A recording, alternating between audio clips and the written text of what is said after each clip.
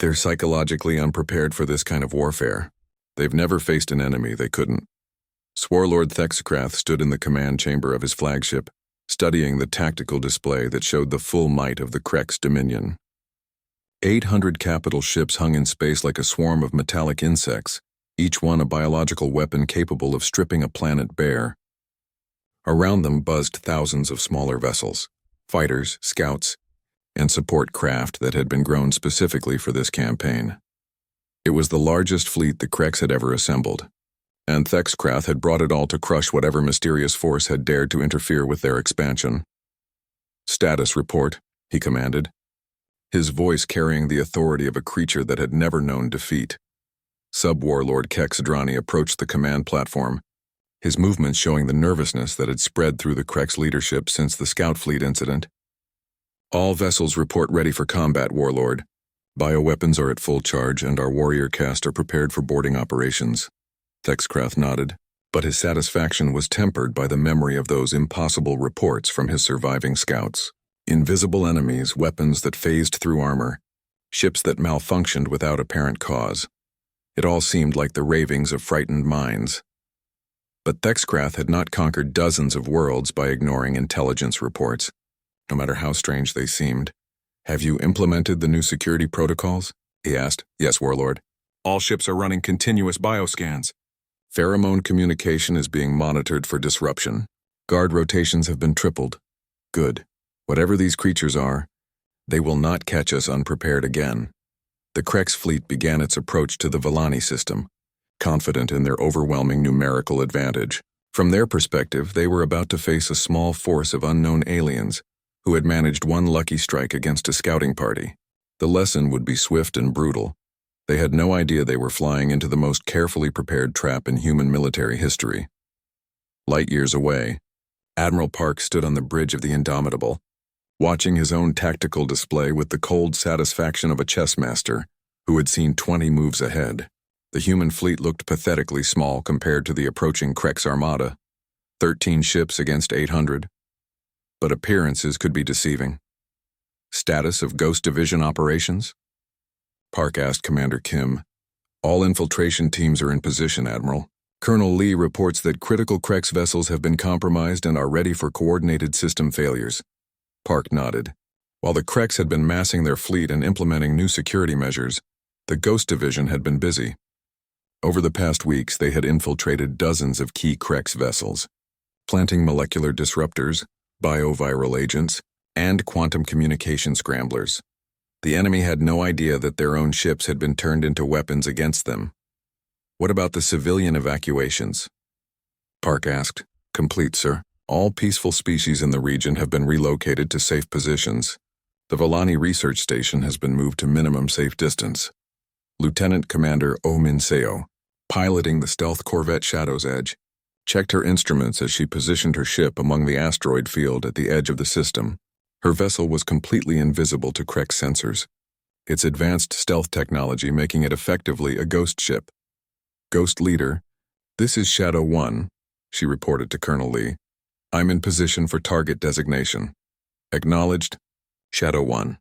Begin marking priority targets as soon as they enter the kill zone." The kill zone was Admiral Park's masterpiece, a carefully selected region of space where the Krex fleet would be forced to bunch together due to the system's gravitational fields and asteroid obstacles. Once they were properly positioned, the Ghost Division would begin the most devastating military operation in human history. Master Sergeant Bae Sung-min led Bravo team through the ventilation systems of a massive Krex biocarrier, one of the largest ships in their fleet. They had been inside the vessel for 6 days, living in the spaces between the ship's organic walls, breathing recycled air and eating emergency rations. The discomfort was irrelevant. Bae had spent 3 months hiding in the volcanic caves of Titan during the insurgency. A few days inside an alien ship was nothing compared to that ordeal. "All charges are set," reported Sergeant Kang Yoonji over the comm. "When these go off, their fighter bay will be completely disabled." Similar operations were taking place throughout the Krex fleet. Human operatives who had been invisible passengers for days were now in position to cripple the enemy's most critical systems. The Krex's own security measures had been turned against them. Their Reliance on biological sensors made them blind to properly shielded human infiltrators. The trap was nearly complete. Dr. Velnara watched the approaching battle from the safety of the evacuated research station, now positioned several light hours away from the combat zone. Through long-range sensors, she could see the massive Krex fleet moving inexorably toward the tiny human force. "Are we sure the humans know what they're doing?" asked Mordani nervously.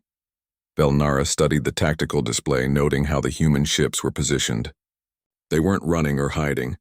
Instead, they seemed to be deliberately placing themselves in the path of the Krex advance, like prey animals offering themselves to predators. But she had learned enough about humans to know that appearances were always deceiving with them.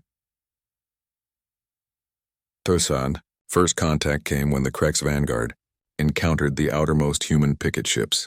From the Krex perspective, it looked like a simple matter of overwhelming a few isolated vessels with superior firepower. They opened fire with their bioplasma cannons, expecting to vaporize the human ships in the opening salvo. Instead, they watched in confusion as their weapons passed harmlessly through empty space. The human vessels had simply vanished from sensors, their advanced stealth technology making them effectively invisible. "Impossible," Thexkrath hissed. "No stealth technology is that advanced." But even as he spoke, his ships began reporting system failures. Communication arrays went offline. Navigation systems began providing false readings. Weapon systems started targeting their own support vessels. The Ghost Division had activated their planted devices. Chaos erupted throughout the Krex fleet as bioships began malfunctioning in ways their crews couldn't understand. Fighter bays sealed shut with their craft still inside. Command centers lost contact with their subordinate vessels. Life support systems began fluctuating wildly. Captain Anhunwu watched from the bridge of his destroyer as the Krex fleet fell into confusion. His squadron had been positioned at what appeared to be the edge of the battle zone, seemingly preparing to retreat from the overwhelming enemy force. In reality, they were the hammer that would complete the trap. "All ships, prepare to decloak on my mark," and ordered his squadron commanders. The Krex fleet, struggling with their malfunctioning systems and invisible enemies, suddenly found themselves surrounded. Human warships materialized from empty space on all sides, their weapons already locked onto critical targets. But the most devastating blow came from within their own ranks.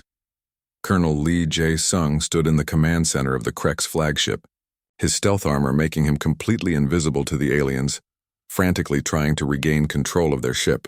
He had been aboard for 8 days, studying their command structure and waiting for this moment. With surgical precision, he began eliminating key Krex commanders, not with weapons, but with targeted bioviral agents that caused rapid system failures in Krex physiology. To the surviving aliens, it looked like their leadership was simply collapsing from some mysterious plague. Similar assassinations were taking place throughout the fleet as ghost operatives revealed themselves for the first time, striking at command personnel with weapons and tactics the Krex couldn't counter. The psychological impact was devastating. The Krex had built their entire military doctrine around being the predators, the hunters, the dominant force on any battlefield. Now they found themselves being systematically dismantled by enemies they couldn't see, understand, or fight. Panic spread through their ranks like wildfire. Ships began retreating without orders. Crews abandoned their posts. The carefully coordinated assault formation dissolved into chaos as individual commanders tried to save their own vessels. Thexkrath watched his mighty fleet disintegrate around him, his mind struggling to process what was happening. In less than an hour, 800 capital ships had been reduced to scattered groups of fleeing survivors. "How?" he whispered to himself. "How is this possible?" The answer came in the form of Admiral Park's voice over the communication channels, speaking in perfect Krex dialect. "This is Admiral Park Dae-ho of the United Earth Starfleet. Your fleet is beaten. Your command structure is compromised. Your ships are crippled. You have one chance to avoid complete annihilation. Surrender immediately and agree to unconditional terms." Thexkrath stared at the communication device in disbelief. The voice belonged to one of the mysterious creatures that had somehow destroyed the most powerful military force in the galaxy. What are you?" he managed to ask. Park's response would echo through Krex space for generations to come. "We are what happens when someone threatens peaceful species. We are the pure." Captain Song Ji-hai checked her stealth armor one final time before stepping into the quantum phase chamber. The technology was still new, even by human standards. A fusion of captured alien tech and Earth's most advanced engineering. It would allow her team to board enemy vessels while remaining completely invisible to their sensors. Alpha Team. Sound off, she said into her comm. Unit. Sergeant Bay ready, came the first. Response, Corporal Yun. Ready. Private Kim ready. Private. Lee ready. Song nodded to the technician operating the quantum chamber. Through the transparent walls, she could see the Krex scouting fleet hanging in space like massive insects. 12 bioships, each one the size of a small city, drifting through what they thought was empty space. They had no idea that the Ghost Division had been watching them for 3 days. Remember the mission parameters, Song said to her team. We're not here to destroy these ships. We're here to study the enemy and send a message, learn their weaknesses, understand their technology, and make sure some of them survive to report back to their fleet. The quantum chamber activated with a sound like reality tearing. One moment, Alpha Team was aboard the human stealth ship Shadow's Edge. The next, they were materializing inside the largest Krex bioship, their armor rendering them invisible to both optical and sensor detection. Song had seen recordings of Krex vessels, but being inside one was a different experience entirely. The walls were not metal or composite materials, but living tissue that pulsed with alien blood. Organic conduits carried information through bioelectrical impulses. The air was thick with pheromones that would have been overwhelming to most species. Fortunately, human genetic modifications included enhanced filtering systems and resistance to alien biochemistry. This is disgusting, Private Kim whispered over the comm. Stay focused, Song replied. Remember, these things have wiped out entire civilizations. They're dangerous even if they can't see us. Alpha Team moved through the bioship's corridors with the fluid grace of pack hunters. Their enhanced reflexes and coordination allowed them to navigate the alien environment without triggering any of the ship's biological sensors. The first Krex they encountered was a warrior-class specimen, 3 meters tall, covered in chitinous armor that looked like it could stop conventional weapons. Its multiple eyes swept the corridor constantly while its clawed hands rested on weapons that seemed to be grown rather than manufactured. Song studied the creature carefully. The Krex were impressive predators by most standards, but they had evolved in a different way than humans. They were hive hunters, adapted for overwhelming individual prey through coordinated swarm attacks. Their entire military doctrine was built around superior numbers and biological advantages. That made them predictable. Song activated the first phase of the operation. From her belt, she released a small canister that dispersed synthetic pheromones into the ship's atmosphere. Within minutes, the chemical began interfering with the Krex's natural communication systems. The effect was immediate. The warrior-class Krex began displaying signs of confusion, its head turning rapidly as it tried to locate pheromone signals that were no longer making sense. Similar reactions were occurring throughout the ship as the Ghost Division's chemical warfare disrupted the aliens' most basic form of coordination. Phase 2, Song ordered. Her team split up, each operator taking a different section of the bioship. Their mission was to plant molecular disruptors at key structural points, devices that would weaken the ship's living hull without immediately destroying it. Private Lee encountered a group of smaller Krex working at what appeared to be a navigation station. These were worker-class specimens, less heavily armored but equipped with sophisticated bio-tools for maintaining the ship's living systems. The workers were already showing signs of distress from the pheromone disruption. They moved erratically, unable to coordinate their tasks properly. Lee placed his disruptors carefully, ensuring they would activate simultaneously to create maximum confusion without immediately crippling the vessel. Meanwhile, Sergeant Bay had found the ship's bioprocessor, the living computer that controlled most of the vessel's functions. It was a massive organ that pulsed with electrical activity, processing information through biological neural networks. Bai placed his disruptors with surgical precision. When they activated, the bioprocessor would begin receiving false information, making the ship's sensors report phantom threats and non-existent system failures. The beauty of the Ghost Division's approach was its subtlety. To the Krex, their ship would simply begin malfunctioning for no apparent reason. They would waste time looking for technical problems or biological infections, never suspecting that invisible enemies had infiltrated their vessel. "Captain," Corporal Yoon's voice came through the comm. "I've found something interesting. There's a holding area with captured specimens from destroyed worlds." Song made her way to Yoon's position, moving through corridors that were becoming increasingly chaotic as the Krex crew struggled with their malfunctioning ship. She found Yoon standing outside a chamber filled with transparent biopods. Inside the pods were examples of various species the Krex had encountered, some still alive, others clearly being studied or prepared for consumption. The sight filled Song with cold anger, but she forced herself to remain professional. "Document everything," she ordered. "Command needs to know the full extent of what we're dealing with." As Alpha Team completed their mission, similar operations were unfolding throughout the Krex scouting fleet. Bravo Team, led by Master Sergeant Bae Sung-min, was systematically sabotaging the fleet's communication vessels.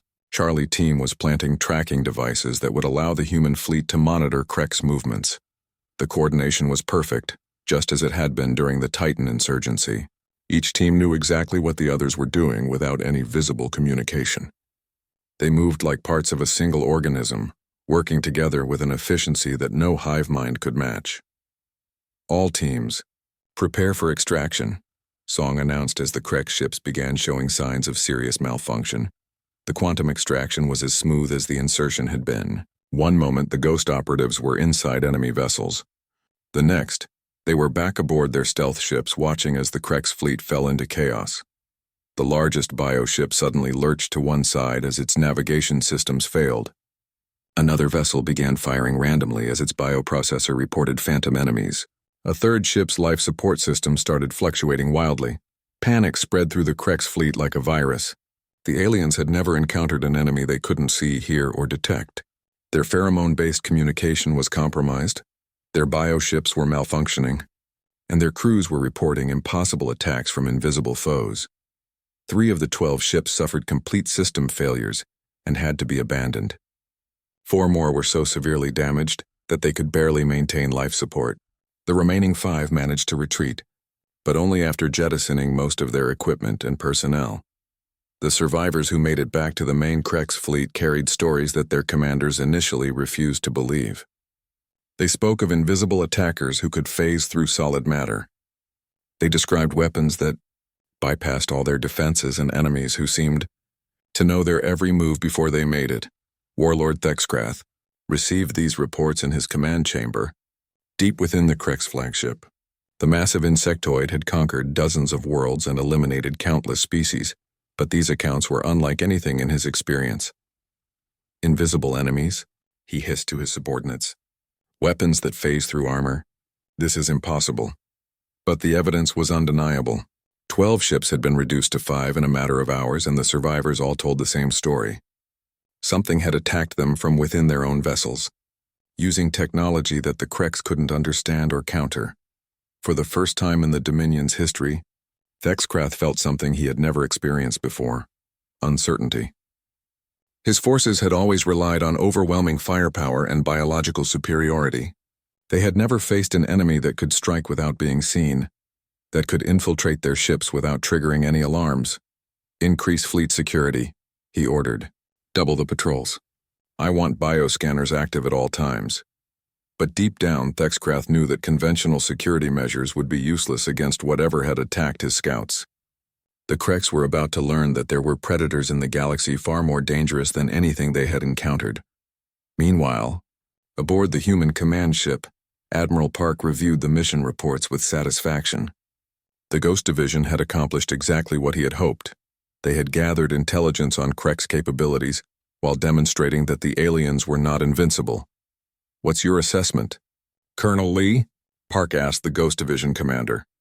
Lee Jae-sung studied the data streams from the infiltration missions. "They're dangerous but predictable. Their reliance on biological systems makes them vulnerable to biochemical warfare. Their hive mind communication can be disrupted. And their military doctrine is built around overwhelming weaker opponents, not fighting an enemy that can match their capabilities." Park nodded. "Weaknesses we can exploit. More than that, sir." Dr. Vailnara found herself unable to sleep as the human fleet continued to grow around their research station. Every few hours, new ships arrived from the direction of Earth, Massive carriers, sleek destroyers, and stranger vessels that defied easy classification. The humans worked with mechanical efficiency, turning the peaceful space around Kepler 442b into a staging area for war. She was reviewing Krek's intelligence reports when Lieutenant Choi Min-ho knocked on her laboratory door. The young human officer entered with a datapad and what might have been a friendly smile, though Velnara found it difficult to read human expressions. "Doctor, Admiral Park asked me to brief you on our capabilities," Choi said, settling into a chair that looked far too small for his frame. "He thinks it would help if you understood what you're working with." "I would appreciate that," Velnara replied, though she wasn't sure she really wanted to know just how dangerous her new allies were. Choi activated his datapad, projecting a holographic image of a blue-green world. "This is Earth, our homeworld. To understand humans, you need to understand where we came from." The planet looked beautiful from space, but as Choi zoomed in, Velnara began to see why the Galactic Council had classified it as a Class 13 death world. Massive storms raged across the surface. Volcanic eruptions painted the sky with ash. Ice caps advanced and retreated in cycles that would destroy most civilizations. "Our planet has experienced 5 major extinction events," Choi explained. "Each one killed between 70 and 96% of all life. The species that survived had to be incredibly adaptable and tough." Velnara watched images of Earth's predators flash across the display. Massive reptiles with teeth like swords, pack hunters that chased prey across vast distances, ocean predators that could swallow a Volani whole, and humans survived alongside all of these. She asked. "We didn't just survive," Choi said with something that might have been pride. "We eventually outcompeted them all. By the time we developed advanced technology, we were the dominant predator on a planet full of nightmares." The display shifted to show human history. Endless wars fought with increasingly devastating weapons. Cities burned, armies clashed, and entire civilizations rose and fell in cycles of violence. "We fought each other for thousands of years," Choi continued. "Every advance in technology became a new weapon. Every scientific discovery was turned into a way to kill more efficiently." "That sounds terrible," Velnara whispered. "It was, but it also made us very good at warfare." Choi's expression grew more serious. "When we finally reached space and met other species, we discovered something interesting. Most intelligent life evolved on peaceful worlds. They developed cooperation and harmony because their environments encouraged it." Velnara nodded. "That's how the Volani evolved. Conflict was rare on our world, which makes you wonderful people to know," Choi said. "But it also means you're not equipped to deal with true predators like the Kreks." The display changed again, showing human military units in action. Velnara watched soldiers moving through alien environments, their coordination and tactical awareness unlike anything she had seen before. "This brings us to the Ghost Division," Choi said, and his voice took on a tone of deep respect. "They're our most elite special operations force led by Colonel Lee Jae-sung." A new image appeared, a human in black armor that seemed to bend light around itself. The figure was barely visible, like a shadow-given form. The Ghost Division earned their name during the Titan insurgency, a conflict between Earth's colonies, Choi explained. Rebel forces had taken control of several moons and were threatening civilian populations. Traditional military tactics weren't working because the rebels knew our standard procedures. Velnara leaned forward, fascinated despite her fear. Colonel Lee's unit went in with a different approach. Instead of announcing themselves or following conventional warfare rules, they simply made the enemy disappear. Guard posts would go silent. Command centers would explode from within. Weapon depots would vanish overnight. The display showed security footage from the conflict, empty corridors where guards should have been, equipment mysteriously malfunctioning, rebels firing at enemies they couldn't see. The rebels started claiming they were being attacked by ghosts, Choi continued. Their survivors, what few there were, swore they had been fighting invisible demons who knew their every move before they made it. How is that possible? Advanced stealth technology, genetic enhancements, and years of training in environments that would kill most species. Choi paused. But mainly, it's because they think like predators in a way that most species can't understand. The display shifted to show technical specifications that made Velnara's head spin. Armor that could phase through solid matter, weapons that disrupted molecular bonds, communication systems that worked through quantum entanglement. The Ghost Division operates with perfect coordination, Choi explained. Each operator knows exactly what their teammates are doing, without any visible communication. They move like a pack of ancient Earth predators, but with technology that seems like magic to most species. How many of them are there? That's classified, but I can tell you they've never failed a mission. Choi's expression grew darker. They don't just fight wars, Doctor. They end them, permanently.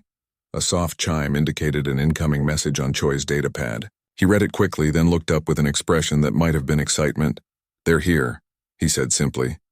Velnara felt her blood chill. The Ghost Division? Colonel Lee's advance team just arrived via quantum jump. They're preparing for insertion into Krek's territory. Through her laboratory window, Velnara could see the human fleet moving into new formations. Ships that had been docked were now spreading out across the system. The massive carriers were launching smaller craft that disappeared from sensors as soon as they cleared the launch bays. What happens now? She asked. Now we show the Kreks what happens when they threaten peaceful species, Choi replied, standing to leave. The Ghost Division is going to conduct reconnaissance missions in Krek space. They need to understand enemy capabilities before Admiral Park commits the main fleet. As Choi reached the door, Velnara called out to him. Lieutenant, can I ask you something? Of course. Your species. You could have become conquerors. With your capabilities, you could have dominated the galaxy. Why do you choose to protect peaceful species instead? Choi was quiet for a moment, considering his answer. Because we know what it's like to face extinction, Doctor. We've been there ourselves many times, and we've learned that the universe is a better place when it has diversity, when peaceful species like yours can exist alongside predators like us. After he left, Velnara remained at her window, watching the human fleet prepare for battle. Somewhere out there, the legendary Ghost Division was getting ready to infiltrate Krek space. These invisible warriors who had never known defeat were about to face an enemy that had destroyed dozens of civilizations. For the first time since the crisis began, Velnara felt something she had almost forgotten: hope. The humans were terrifying, but they were terrifying on her side. And if the stories about the Ghost Division were true, the Kreks were about to discover what it meant to be hunted by the galaxy's apex predators. Meanwhile, light years away, Krek's warlord Thexkrath continued his advance toward Villani space, unaware that his scouts had already been marked for elimination. The Kreks had faced many species in their expansion across the galaxy, but they had never encountered anything like the humans. They were about to learn why the Galactic Council had quarantined Earth, and why some species should never be awakened from their peaceful isolation. The Ghost Division was coming, and with them came a new understanding of what true predators could accomplish when they hunted with purpose. 6 months passed like a slow-moving nightmare. Velnara had almost given up hope when the sensors began screaming warnings throughout the research station. Something massive was approaching from deep space, moving faster than anything in the Galactic Registry's records. Doctor, Mordani's mental voice carried pure terror. Something is decloaking near the station. Multiple contacts, unknown configuration. Velnara rushed to the observation deck, her heart pounding.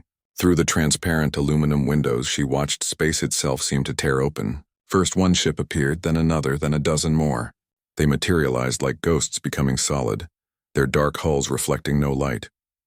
The ships were unlike anything she had ever seen. Where Villani vessels were smooth and curved, these were angular and aggressive. Every line suggested violence, every surface seemed designed for war. The largest ship dwarfed their research station, its hull bristling with weapon ports and sensor arrays. "They're hailing us," reported Kolvani from the communication station. His mental voice shook with fear. "The signal is..." "It's using our own language protocols. How do they know our communication systems?" "Put them through," Velnara said, trying to keep her voice steady. The main screen activated, showing a face that made several Villani step backward in shock. The creature was clearly a predator, forward-facing eyes, strong jaw, and an expression of cold intelligence. Its skin was darker than space, and its eyes held the kind of calculating look that Velnara had only seen in documentaries about extinct hunting species. "This is Admiral Park Deho of the United Earth Starfleet," the creature said. Its voice was deep and controlled, each word precisely spoken. "We received your distress signal. We are here to assess the situation." Velnara found her voice after a moment of stunned silence. "Admiral Park, I am Dr. Velnara, research coordinator for this station. You actually came. When someone calls for help against predators, we respond, Park said simply. We need to discuss this threat you mentioned. We'll be sending a diplomatic team aboard your station. The communication ended abruptly, leaving the Villani staring at a blank screen. Within minutes, their sensors detected a small craft launching from the massive human warship. It moved with purpose, docking with their station before anyone could properly prepare for the arrival. Velnara met the human delegation in the main conference chamber. She had expected perhaps 3 or 4 representatives. Instead, 12 humans entered the room, and the space suddenly felt much smaller. Admiral Park was even more intimidating in person. His uniform was dark and functional, with symbols that probably represented his achievements in war. Behind him stood other humans, each one carrying themselves with the confident posture of born predators. Commander Kim So-jin, my operations specialist, Park said, gesturing to a human female with sharp eyes and quick movements. Lieutenant Choi Min-ho, intelligence analysis, and Captain Song Ji-hee, special operations. Each introduction made Velnara more nervous. These humans moved with the fluid grace of hunting animals. Even their diplomatic representatives looked like they could tear apart the research station with their bare hands. Please, sit, Velnara offered, though she noticed the humans remained standing until Park took a seat. Even then, they positioned themselves to cover all exits from the room. Tell us about the Kreks, Park said without any small talk or pleasantries. Velnara activated the holographic display, showing the spread of Kreks destruction across the local galactic region. They appeared 5 years ago from beyond the galactic rim. They consume everything. Entire ecosystems, all life, even the planetary crust itself. Park studied the display with the intensity of a scientist examining a specimen. Fleet composition?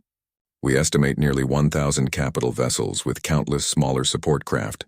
Their ships are biological constructs that grow larger as they consume more material. Weapon systems? Bioplasma cannons, corrosive spore clouds, and some kind of matter conversion beam that breaks down molecular bonds. Velnara paused, watching Park's expression remain unchanged. Admiral, they have destroyed dozens of civilizations. Some of those species had significant military capabilities. Commander Kim stepped forward. What kind of military capabilities? The Hirani had energy shields and fusion weapons. The Quitari possessed quantum tunneling technology. The Benthic Collective had mastered gravity manipulation. Velnara's voice grew quieter. None of it mattered. The Kreks overwhelmed them all. Captain Song asked her first question. Do they take prisoners? No, they consume everything.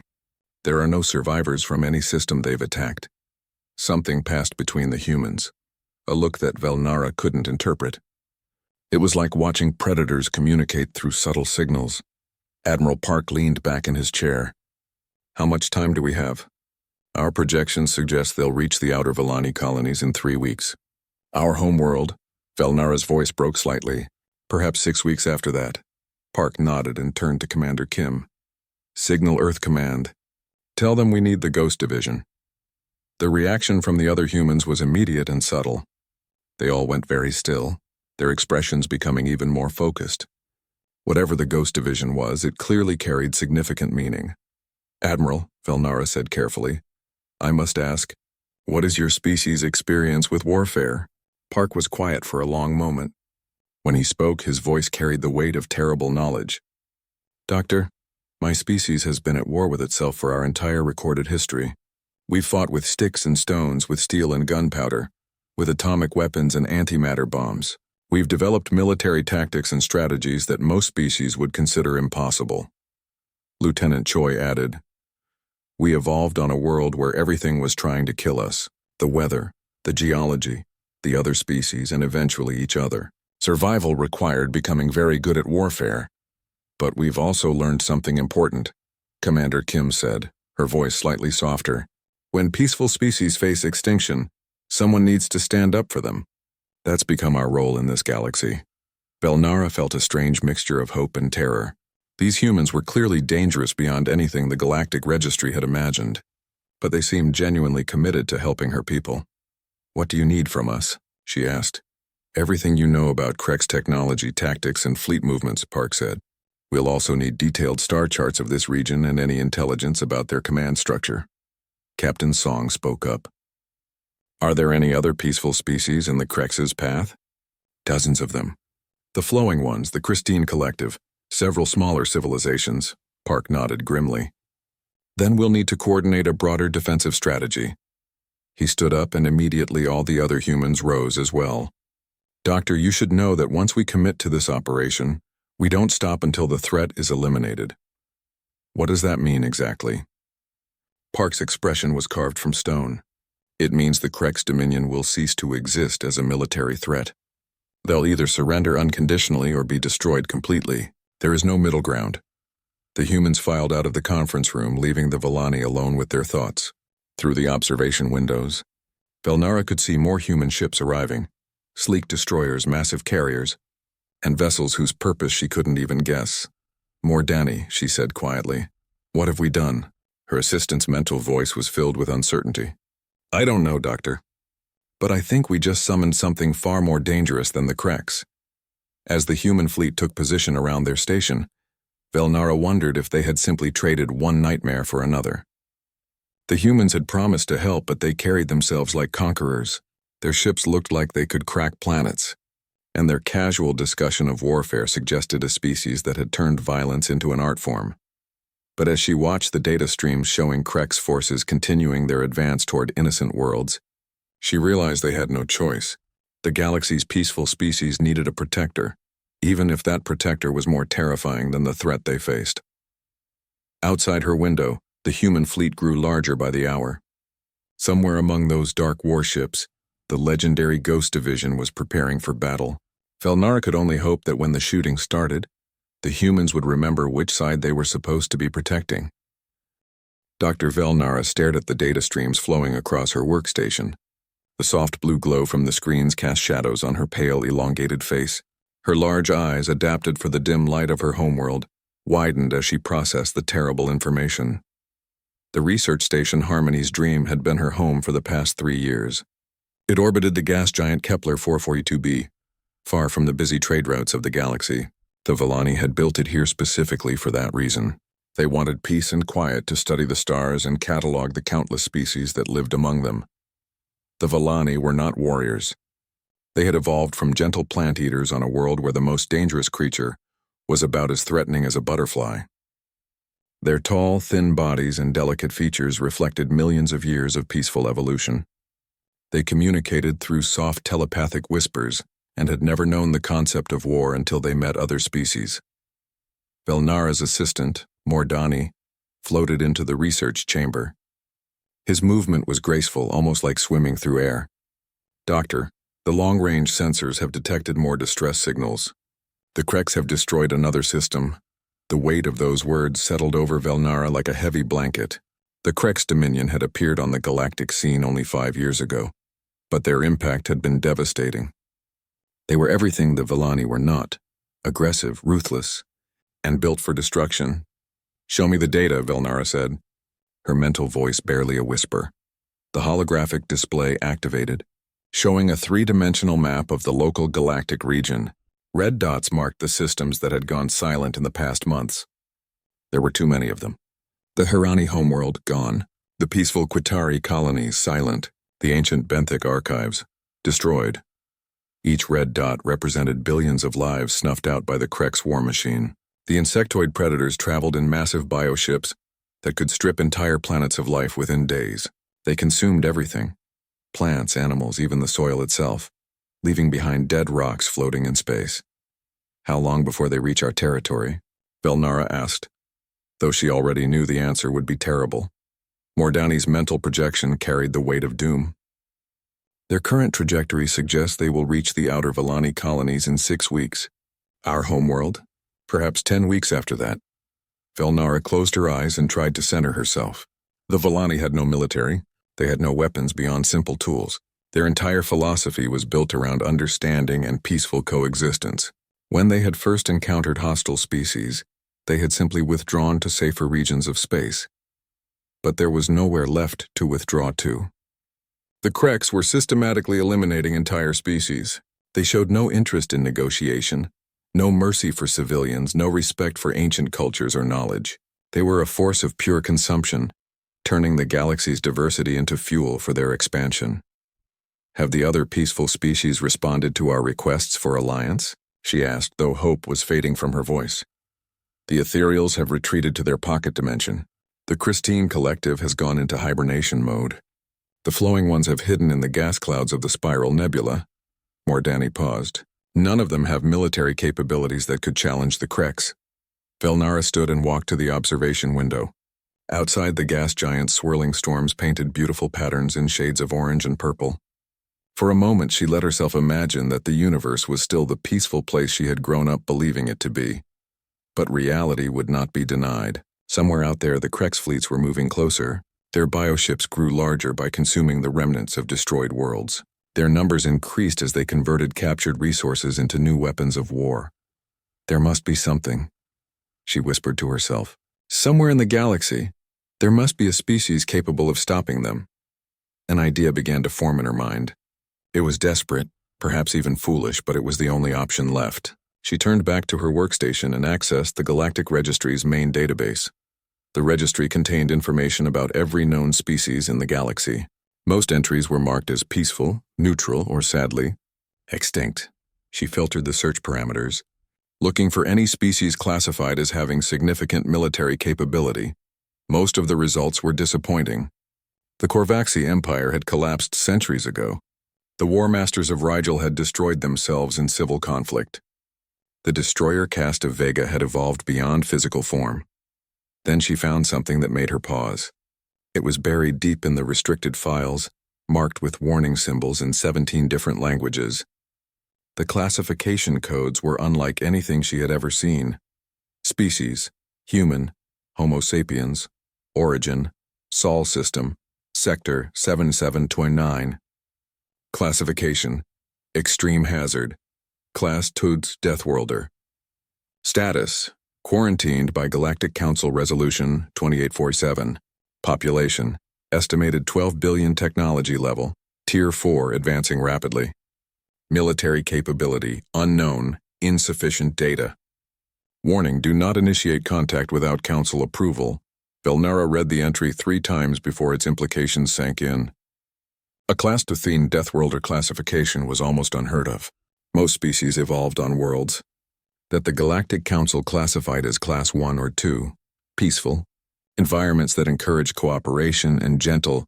Development Class Tuthene meant these humans had evolved on a world so dangerous that survival required becoming apex predators. The warning labels suggested that even the Galactic Council, with all its power and knowledge, was afraid of making contact with them. She accessed the restricted files, using her research credentials to dig deeper. What she found made her breath catch in her throat. The humans' homeworld was described as a nightmare environment, where 99% of all species that had ever existed had died in massive extinction events. The dominant species had survived ice ages, asteroid impacts, volcanic catastrophes, and countless wars against each other. Their biology was terrifying. Dense bone structure, redundant organ systems, rapid healing, and aggressive territorial instincts. They were pack hunters who had somehow developed advanced technology. Without losing their predatory nature, the few contact reports in the files painted a picture of a species that viewed conflict as a natural state of existence. They had weapons that could crack planets, ships that could move faster than light, and a military structure that had never known true defeat. But there was something else in the reports. Hidden between the warnings and classifications, she found mentions of humans defending weaker species during first contact scenarios. They seemed to have some kind of protective instinct toward non-aggressive civilizations. Velnara made her decision. She opened a communication channel toward the Sol system, knowing it might be the last act of her civilization. The message she composed was simple and desperate. To the human species of Sol system, we are the Villani of Kepler 442b. Our people face extinction from an aggressive force called the Krex Dominion. We have no weapons, no military, no way to defend ourselves. If your species values the existence of peaceful civilizations, we beg for your help. We offer all our knowledge and resources in exchange for protection. Please respond if you receive this message. She transmitted the signal toward the quarantine system and settled in to wait. The message would take months to reach its destination, and months more for any response to return. By then, the Krex might have already arrived. As she watched the transmission disappear into the vast darkness of space, Velnara wondered if she had just doomed her people or saved them. Only time would tell if the galaxy's most dangerous Deathworlders would answer their call for help.